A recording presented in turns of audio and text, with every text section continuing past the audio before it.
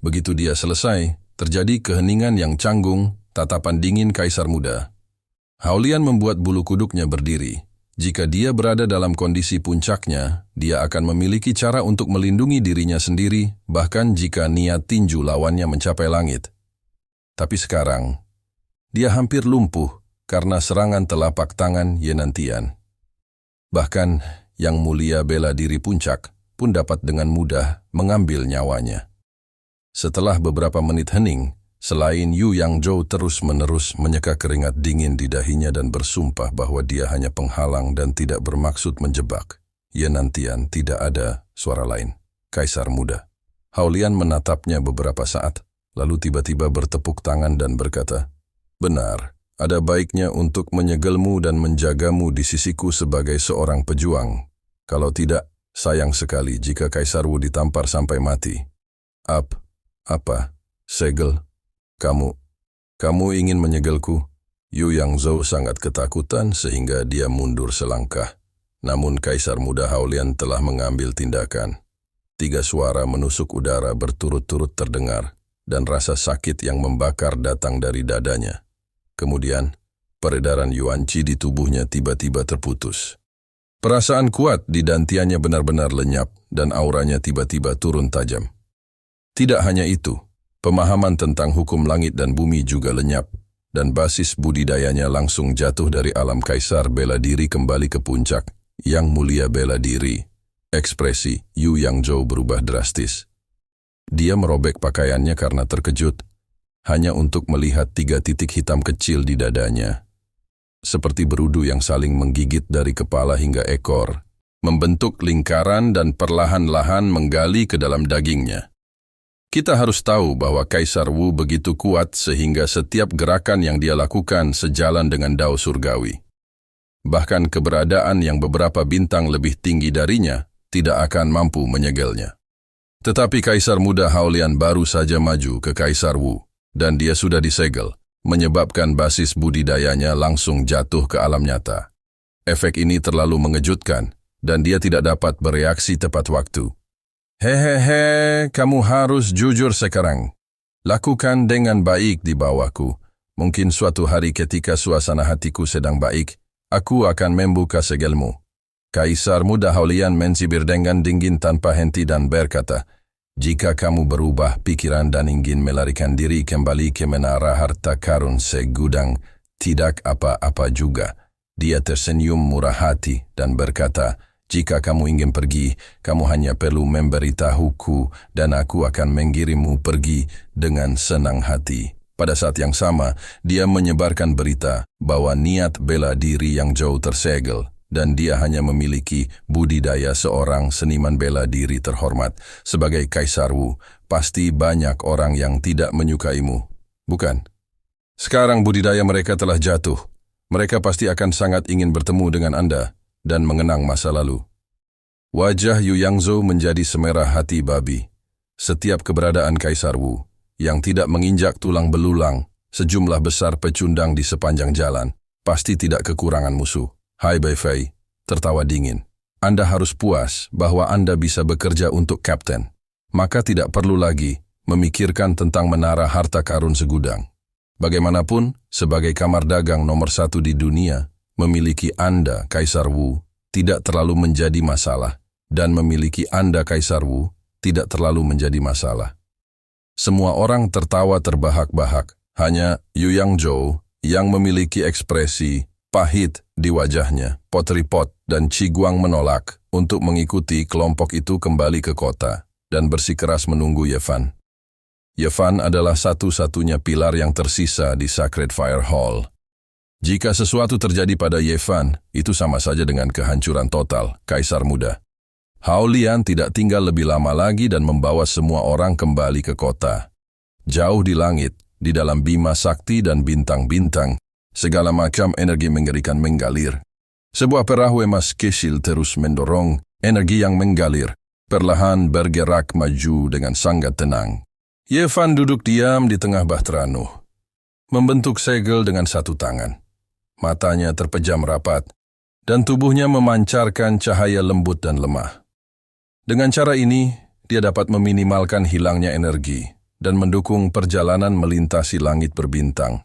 Mata Li Yunxiao terus menyapu bagian luar perahu. Segala jenis energi mengalir dan sejumlah besar pecahan meteorit berterbangan.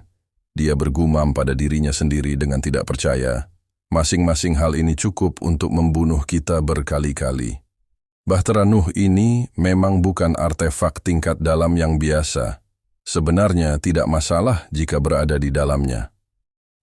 Itu. Li Yunxiao tiba-tiba terkejut.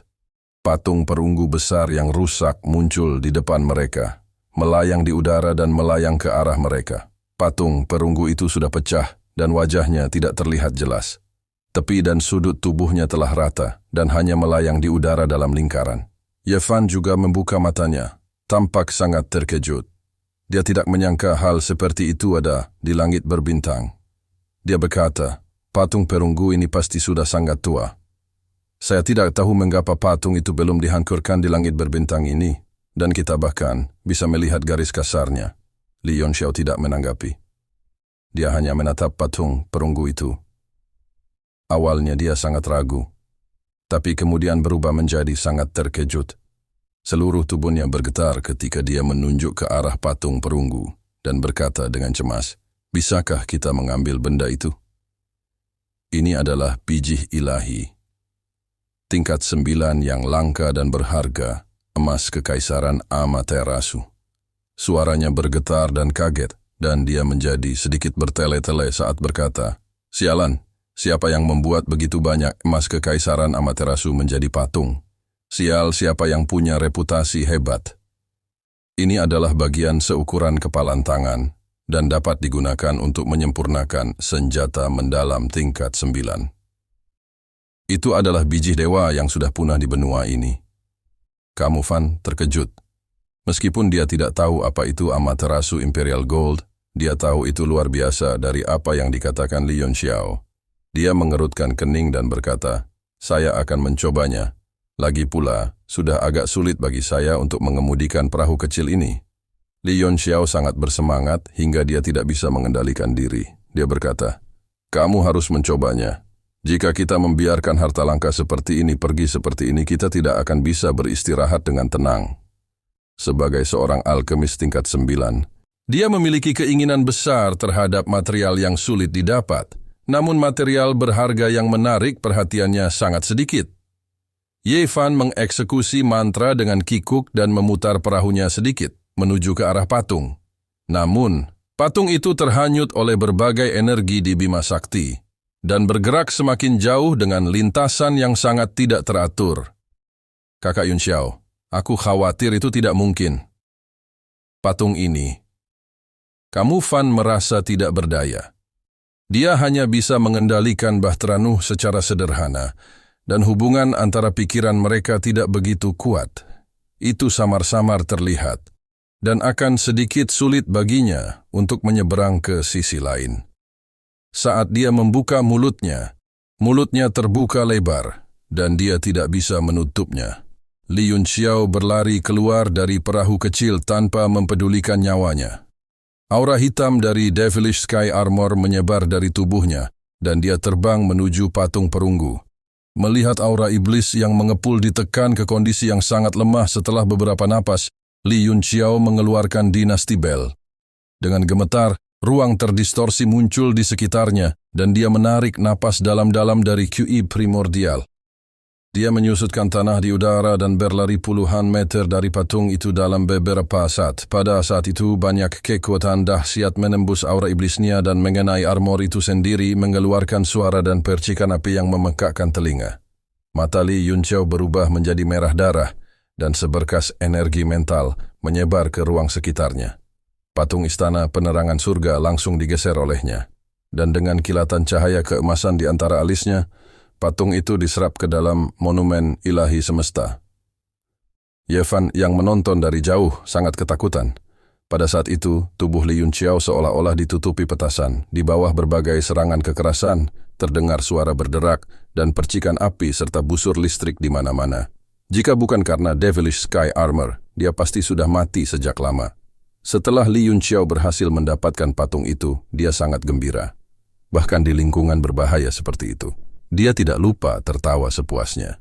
Dalam rasa puas dirinya, beberapa pancaran energi menembus pahanya, dan dia sangat ketakutan hingga dia berkeringat dingin dan dengan cepat melarikan diri kembali ke perahu kecil. Yevan memandang Devilish Sky Armor di tubuhnya dengan takjub.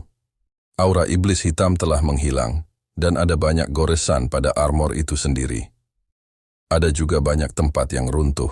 Dia pernah memakai baju besi ini sebelumnya, dan dia secara alami tahu seberapa kuat pertahanannya. Namun, itu telah rusak seperti itu hanya dalam beberapa serangan. Pada saat itu, dia juga sangat takjub dengan aspek mistik dari Bahtera Nuh. Bahtera Nuh mampu bergerak tanpa hambatan di lingkungan yang keras. Li Yunxiao mengerutkan kening dan mengulurkan tangannya. Devilish Sky Armor muncul di telapak tangannya, dan memang mengalami kerusakan serius.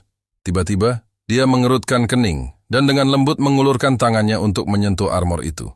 Seberkas cahaya ungu muncul dari dalam, dan dia meraihnya dengan hati-hati menggunakan tangan kirinya. Cahaya ungu itu sangat jernih, dan memiliki sifat lengket yang sangat kuat. Itu kental dan tidak menyebar. Kakak Yunxiao, apa ini?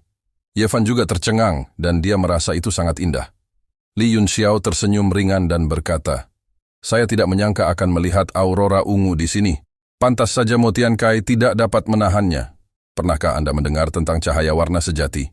Yevan mengerutkan kening dan merenung sejenak. Kemudian, dia berkata dengan takjub, "Mungkinkah 7 warna sejati yaitu merah, oranye, kuning, hijau, cian, biru, dan ungu?" Meskipun kekuatan Yevan rata-rata, sebagai penerus Kaisar Wu yang tak tertandingi, dia sangat berpengetahuan.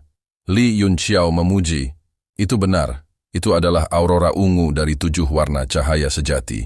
Ngomong-ngomong, ini bisa dianggap sebagai jenis energi langit dan bumi. Tidak hanya sangat kuat, tetapi juga memiliki banyak kegunaan yang luar biasa." Dia mengerutkan kening dan tersenyum pahit. Namun, aurora ungu ini agak langka. Sepertinya banyak hal baik di Bima Sakti ini. Jika ada kesempatan di masa depan, saya masih harus melakukan perjalanan ke sini. Li Yunxiao dengan hati-hati menyimpan berkas cahaya ungu di antara alisnya dan membiarkannya melayang di atas dantiannya. Ia berdiri di sana dengan tenang. Kemudian, dia menyimpan Devilish Sky Armor. Meskipun armornya rusak, dia tidak merasakan sakit hati apapun. Di kehidupan sebelumnya, dia bisa saja membuat armor setingkat ini sendirian. Selama dia bisa memulihkan kekuatannya, dia bisa membuat artefak yang mendalam dengan mudah. Kamu Fan tersenyum pahit. Kakak Yunxiao, kamu sangat berbakat. Sejak zaman kuno, kamu mungkin satu-satunya yang telah mencapai level seperti itu. Saya tidak berani datang ke tempat ini lagi. Li Yunxiao tersenyum dan berkata, "Kamu mendapatkan warisan Yenantian dan menjadi Kaisar Wu. Hanya masalah waktu sebelum kamu mencapai puncak jalan bela diri. Pada saat itu, tempat ini hanyalah jalan-jalan di taman. Meskipun alam semesta luar sangat berbahaya, bagi para ahli di puncak jalur bela diri, itu adalah tanah berharga yang mereka dambakan. Mereka tidak hanya dapat menggunakan kekuatan bintang-bintang Bima Sakti untuk berlatih, tetapi mereka juga kadang-kadang dapat menemukan banyak harta karun. Sebagian besar bahan kerajinan tiada tara di benua ini berasal dari alam semesta luar. Seni bela diri alam surga telah ada selama bertahun-tahun yang tak terhitung jumlahnya, dan banyak harta karun telah hilang sejak lama.